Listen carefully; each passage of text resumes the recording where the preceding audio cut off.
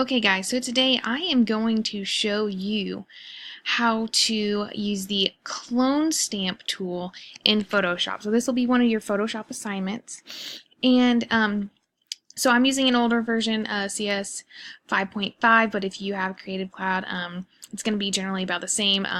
It's going to be over here in your toolbar. So I need you to locate the clone stamp tool, which does look just like a stamp, okay, clone stamp tool. And I have it selected now. So here's this photo of Garber and I, and what we are going to do is we are going to try and get rid of these wall tears in the background. So there's posters on the wall, and they were taking them down during construction, and so we are going to get rid of these imperfections in the background. So I have this clone stamp tool, like I said.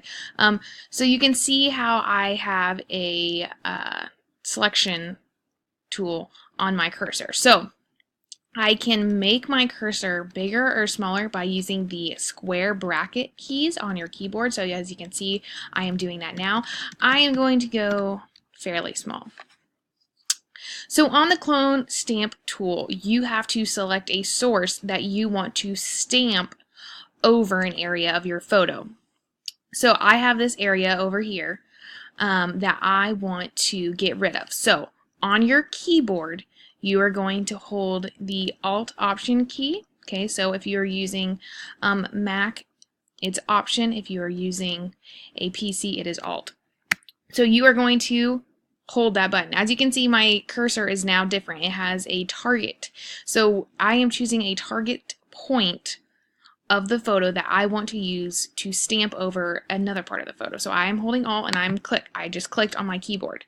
So now, as you can see, I have this area selected that I want to stamp over the imperfection.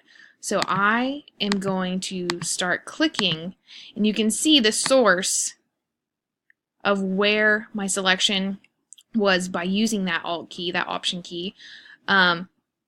It is now picking up that color, that area, and stamping it over my imperfection. So now this is gone. I'm going to do the same thing over here on my side. So if you want to zoom in, because this one was pretty small over here, you might want to zoom in, especially when you're getting close to my hair and my shoulder here.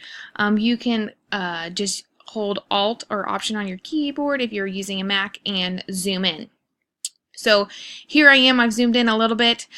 So again, I have to select which area I want to stamp over this brown area. So I'm going to hold, again, Alt or Option on your keyboard and select a source.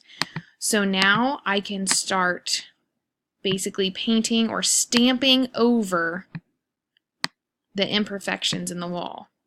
And you can see it's erasing what I'm doing. You don't want too big of an area, okay, or else it is going to start looking muddy, and you might accidentally pick up something that you don't want to.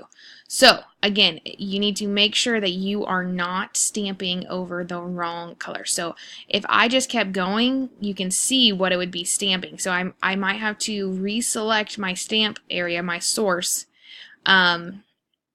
throughout the whole thing. So again, I can go through.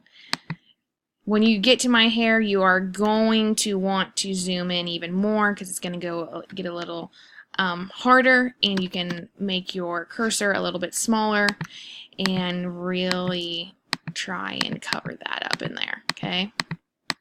So you can go through, do this whole entire thing. I want it to have none of the brown left in the background when you are done. It should just look like a plain wall that was never messed up by posters or anything of that nature. So again, take your time doing this.